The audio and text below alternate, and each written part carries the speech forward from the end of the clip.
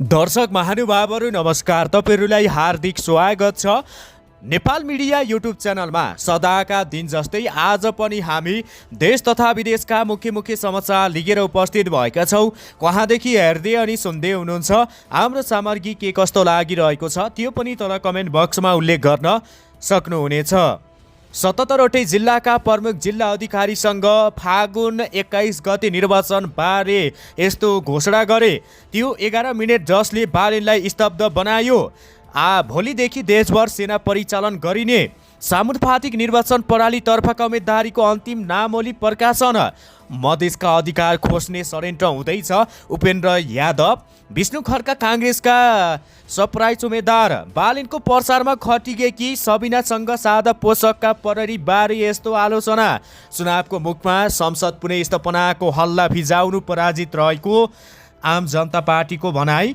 राष्ट्रपति पौडेल र जापानकी प्रधानमन्त्री बीच शिष्टाचार भेटवार्ता। के छलफल भयो त यसमा जानकारी दिनेछौँ। काठमाडौँ 1 मा मतदाता महिला, धेरै उम्मेदवार पुरुष। सामाजिक सञ्जाल नियमन विधेयक फिर्ता लिने सरकारको निर्णय। दर्शकबिन यिनै यस्तै महत्त्वपूर्ण समाचार अपडेट लिएका छौँ। भिडियो अन्तिमसम्म हेरेर सुनेर साथ दिनुहोला भन्दै सुरु गरौँ आजको पहिलो तथा विशेष खबरतर्फबाट। गृह मन्त्रालयले 77वटै जिल्लाका प्रमुख जिल्ला अधिकारीसँग भर्चुअल माध्यमबाट फागुन 21 गति हुन गइरहेको प्रतिनिधि सभा सदस्य निर्वाचनलाई स्वच्छ, निष्पक्ष, शान्तिपूर्ण र भयरहित वातावरणमा सम्पन्न गर्ने उद्देश्यले छलफल गरेको बताएका छन्। गृहमन्त्री राजकुमार शेरेसको अध्यक्षमा भएको बैठकमा जिल्लागत शान्ति सुरक्षाको अवस्था, प्रतिनिधि सभा सदस्य निर्वाचन, एकीकृत सुरक्षा योजना 2082 को कार्यान्वयन, निर्वाचन आचार संहिताको परिपालना तथा मतदान स्थलमा खटिने सुरक्षाकर्मी कर्मचारी र आवश्यक बन्दोबस्तका सामान एवं मतपेटिका ढुवानी व्यवस्थापनका विषयमा छलफल भएको जानकारी दिँदै आइरहेका छन्। छलफलको क्रममा सीमा नाकामा उच्च निगरानी राख्ने छिमेकी मुलुकका समकक्षकाङ्क्षीसँग समन्वय गर्ने र सामाजिक सञ्जालको दुरुपयोग नियन्त्रण गर्दै धार्मिक सहिष्णुता एवं सामाजिक सद्भाव कायम राख्ने विषयमा विशेष जोड दिँदै आइरहेका छन्। मन्त्रालयका महाशाखा प्रमुखहरू तथा विभागीय प्रमुखहरूको समेत उपस्थिति रहेको उक्त बैठकले चाडपर्वको समयमा उच्च सुरक्षा सतर्कता अपनाउन र जिल्ला सुरक्षा समितिलाई दिएका निर्देशनहरू प्रभावकारी रूपमा कार्यान्वयन गर्न 77वटै जिल्ला प्रशासन कार्यालयलाई निर्देशन गरेको जानकारी समेत दिँदै आइरहेका छन्। दर्शकबिन लागौ अर्को खबरतर्फ। राष्ट्रिय स्वतन्त्र पार्टी रासपाका वरिष्ठ नेता बालेन्द्र शाह बालेनको चुनाव केन्द्रित सुदूरपश्चिममा यात्रा सुखद रहेन। उनका लागि मङ्गलबारको त्यो बिहान केवल एक चुनाव प्रचारको घडी मात्र रहेन, बरु एक मानवीय संवेदनाको कठिन परीक्षा पनि भइदियो। अछामको मङ्गलसेनमा गाडीबाट ओर्लना साथ अचेत भएका उनका ऐतिहासिक पत्रकार दिनेश सिटौलालाई मृत्युको मुखबाट जोगाउन बालिनले राज्यका षड्यन्त्रदेखि हेलिकप्टरलाई समेत युद्धस्तरमा परिचालन गरेका थिए।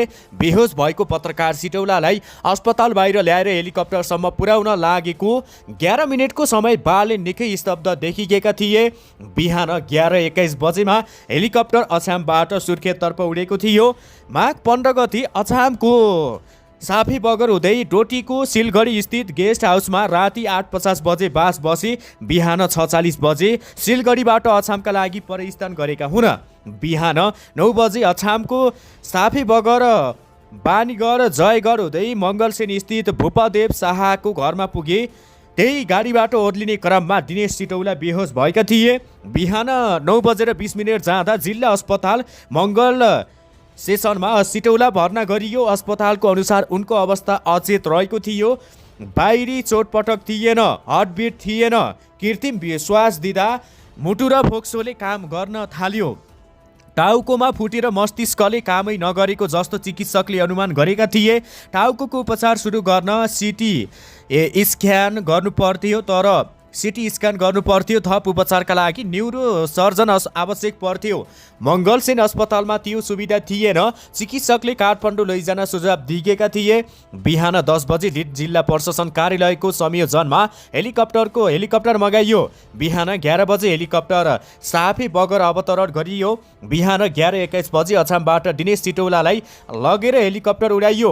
माघ 18 गते काठमाडौँको ग्रान्डी अस्पतालमा उपचारको क्रममा निधन भएको पनि स्तब्ध भएको बालेन शाहले बताएका छन्। आउनुहोस् अब अर्को खबरतर्फ लागौँ। आसन्न प्रतिनिधि सभा सदस्य निर्वाचनलाई स्वतन्त्र निष्पक्ष र दर्शकबिन भयरहित वातावरण बनाउन एकीकृत सुरक्षा योजना 2082 अनुरूप बुधबारदेखि नेपाली सेनाका संयोजनमा 4वटै सुरक्षा निकाय परिचालन हुँदैछन्। निर्वाचनको समयमा शान्ति सुरक्षालाई शुद्धिकरण तुल्याउन सरकार यसअघि नै प्रतिनिधि सभा सदस्य निर्वाचन एकीकृत सुरक्षा योजना 2082 स्वीकृति गरी कार्यान्वयनमा ल्याइएको छ। निर्वाचन आउन 1 महिना मात्र बाँकी रहँदा सुरक्षा प्रबन्धलाई चुस्त दुरुस्त र प्रभावकारी बनाउने योजना अनुरूप आगामी फागुन 21 गति हुने निर्वाचनलाई दृष्टिगत गरी नेपाली सेना, नेपाल प्रहरी, सशस्त्र प्रहरी बल नेपाल र राष्ट्रिय अनुसन्धान विभाग एकीकृत रूपमा परिचालन हुन लागेको जनाएका छन्। एकीकृत सुरक्षा योजना बमोजिम निर्वाचन प्रयोजनका लागि भर्ना गरिएका निर्वाचन प्रहरी पनि निर्वाचन सुरक्षामा खटाइने जनाएका छन्। नेपाल प्रहरी र निर्वाचन प्रहरीले मतदान स्थलको भित्री घेराको सुरक्षा गर्ने जनाएका छन्। दोस्रो तहको सुरक्षा घेराको जिम्मेवारी सशस्त्र प्रहरी बलले लिने जनाएका छन्। सो बलले नेपाली सेना र नेपाल प्रहरीसँग समन्वय गर्ने जनाएका छन्। नेपाली सेनाले भने सुरक्षा घेराको बाहिरी तहमा रही सुरक्षाको महत्त्वपूर्ण जिम्मेवारी सम्हाल्ने जनाएका छन्। निर्वाचन प्रयोजनका लागि नेपाली सेना 165 वटै निर्वाचन क्षेत्रमा बुधबारदेखि परिचालन हुने सेनाले जनाएको छ। राष्ट्रपति रामचन्द्र पौडेलले गत मङ्सिर 11 गते प्रधानमन्त्रीको सिफारिस तथा मन्त्री परिषदको निर्णय अनुसार निर्वाचन सुरक्षा व्यवस्थापनका लागि नेपाली सेना परिचालन गर्ने स्वीकृति प्रदान गरिएको थियो। निर्वाचन सुरक्षालाई केन्द्रित गरी आवश्यकता अनुसार सेनाको बेच खडा गर्ने र आवश्यकताको आधारमा संयुक्त गस्ती हुने सेनाका प्रवक्ता एवं सहायक रथी राजाराम बस्नेतले जानकारी दिँदै आइरहेका छन्। सेनाले निर्वाचनका लागि 80,000 जनशक्ति परिचालन गर्ने तयारी गरेको छ। सैनिक प्रवक्ता बस्नेतले निर्वाचनका सन्दर्भमा एकीकृत सुरक्षा योजना 2082 अनुमोदन भई राष्ट्रपतिबाट स्वीकृति भइसकेकाले सोही अनुसार फौज परिचालन हुने जानकारी दिँदै आइरहेका छन्। एकीकृत सुरक्षा योजनाले मार्ग निर्देशन गरे अनुरूप निर्वाचनको 1 महिना अघिबाट फिल्डमा सेना परिचालन हुन लागेको जनाएका छन्। निर्वाचनको सिलसिलामा सेनाले 3 चरणमा काम सुरु प्रदान गर्ने जनाएका छन्। निर्वाचन पूर्वको मुख्य जिम्मेवारी मतपत्र छपाई, मतपत्र ढुवानी, मतदान स्थलको सुरक्षा, मतपेटिका ढुवानी र मतगणनाको स्थल सुरक्षासम्मको जिम्मेवारी सेनाले सम्हाल्ने पनि जानकारी समेत दिँदै आइरहेका छन्। दर्शकबिन लागौ अर्को खबरतर्फ। जनता समाजवादी पार्टी नेपालका अध्यक्ष उपेन्द्र यादवले मधेसले पाएका उपलब्धि खोज्ने षड्यन्त्र भइरहेको बताएका छन्। मधेस विद्रोहका कारण प्राप्त भएका अधिकारहरू खोज्नकै लागि विभिन्न शक्तिहरू मधेसमा सक्रिय भइरहेको उनको भनाइरहेको छ। सप्तरीको राजगढ गाउँपालिका वडा नम्बर 6 स्थित फकिराममा मङ्गलबार आयोजित चुनावी छलफल तथा भेटघाट कार्यक्रममा उनले भने, हामीले लडेरै मधेसी लगायत नागरिक विहीनलाई नागरिकता दिलायौ, लडेरै पहिचानको आधारमा मधेस प्रदेश बनायौ, ती उपलब्धिहरूलाई समाप्त पार्ने षड्यन्त्र भइरहेको छ। उनले भने ती अधिकारको रक्षा गर्दै थप अधिकारका लागि आगामी निर्वाचनबाट जसपा नेपाल थप मजबुत भएर उदाएको बताएका छन्। अधिकार पहिचान स्वाभिमानसँगै विकासका लागि सङ्घर्ष गर्ने नेता चुन्न उनले मतदान समर्थक आग्रह गरेका छन्। मधेस विद्रोहकै कारण मधेसी महिला, दलित, आदिवासी जनजाति, मुस्लिम, अल्पसङ्ख्या लगायत पछाडि परेका समुदायको हक अधिकार सुनिश्चित भएको चर्चा गर्दै अध्यक्ष यादवले अब बाँकी अधिकारसँगै विकासका लागि सङ्घर्ष गर्नुपर्ने जोड दिँदै आइरहेका छन्।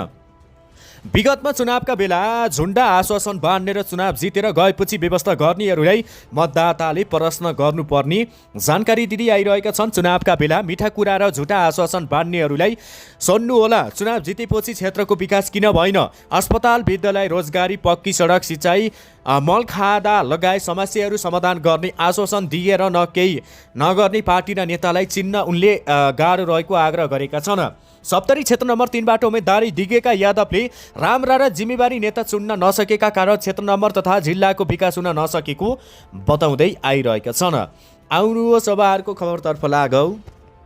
झापा निर्वाचन क्षेत्र नम्बर 5 बाट राष्ट्रिय स्वतन्त्र पार्टीका उम्मेद्वार रहेका बालेन शाहको पक्षमा सादा पोषकका प्रहरीले समेत मत मागेको भन्ने उजुरी परेपछि निर्वाचन आयोगले अनुसन्धान गर्न निर्देशन दिँदै आइरहेको छ। 21 फागुनमा हुने प्रतिनिधि सभा सदस्य निर्वाचनका लागि उम्मेद्वार रहेका बालेनकी श्रीमती सबिना काफ्रेले केही दिन अघि झापा 5 का मतदाताको घर दैलो गरेकी थिइन्। उनीसँगै राष्ट्रिय स्वतन्त्र पार्टीको टोलीले मतदाताहरूसँग बालेनका लागि मत मागेका थिए। सो टोलीमा सादा पोसाकमा प्रहरी समेत खटिएको र उनीहरूले पनि मत मागेको उजुरीमा आरोप रहेको छ। उजुरीकर्ताले आयोगमा सबिना र टोलीका अन्य सदस्यले मत माग्दै गरेको सामग्री आयोजना बुझाएका छन्। निर्वाचन आयोगका अनुसार सादा पोसाकका प्रहरी बालेनलाई भोट माग्दै भन्ने बेहोराको सामग्री प्राप्त भएको जनाएका छन्। यसपछि आयोगले निर्वाचन आचार संहिता अनुगमन अधिकृतलाई पत्र लेखेर बालेनको श्रीमती सबिनासँग सादा पोसाकका प्रहरी खटिए भन्दै बताएका थिए। यति भन्दै बिदा हुन चाहन्छु। हस्त, धन्यवाद।